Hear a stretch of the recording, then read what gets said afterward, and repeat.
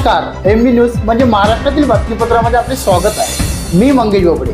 बातमी बघण्यापूर्वी आमच्या लाईक आणि सबस्क्राईब करायला विसरू नका। तर पाहूया आजची विशेष बातमी।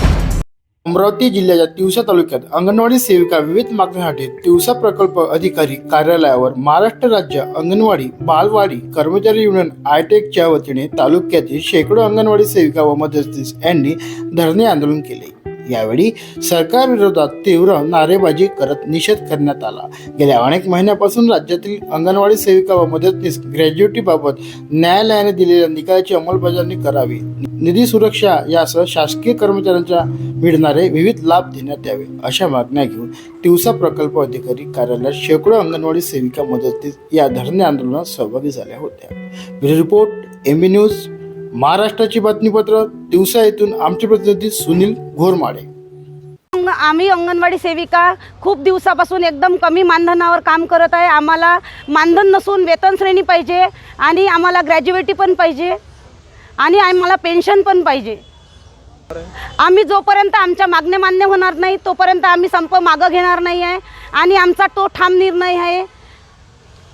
शासनाने आमच्यासोबत संपर्क म्हणजे आमच्या मागण्या मान्य करू एवढं फक्त आश्वासन दिलेलं आहे, पण जोपर्यंत आम्हाला शासन GR देत नाही आणि लागू करत नाही तोपर्यंत आम्ही आमचा संप मागे घेणार नाही। आमचा उद्या 15 तारखेला नागपूरला विधान भवनावर मोर्चा आहे आणि त्यामध्ये पण आम्ही आमच्या ठिय्या आंदोलन देणार आहे। बचत गटामार्फत म्हणजे सगळीकडे आता सुपरवायझर CDPO फिरत आहे आणि गावातील बचत गटांना भेटी देऊन त्यांना म्हणजे प्रलोभन दाखवत आहे की तुम्ही अंगणवाडीतील मुलांना आहार वाटावा, परंतु आम्ही सगळ्यांना सांगितलेलं आहे बचत गटांना पण की आहार कोणी वाटणार नाही। आशा संघटना आमच्या पाठीशी नाही, बचत गट पण आमच्या पाठीशी नाही, तरी पण त्यांना फोडण्याचा प्रयत्न केला जातो। म्हणजे कुठल्या माध्यमातून म्हणजे काय बचत गटांना काही अनुदान देणार आहे ते काय? हो, 8 रुपये प्रति लाभार्थी म्हणून त्यांना आहार वाटपासाठी काही गावामध्ये काल शिरसगाव, मोजरी, गुरुदेवनगर अशा ठिकाणी फिरून त्यांच्या बचत गटाच्या भेटी घेतल्या असं आमच्या लक्षात आलं।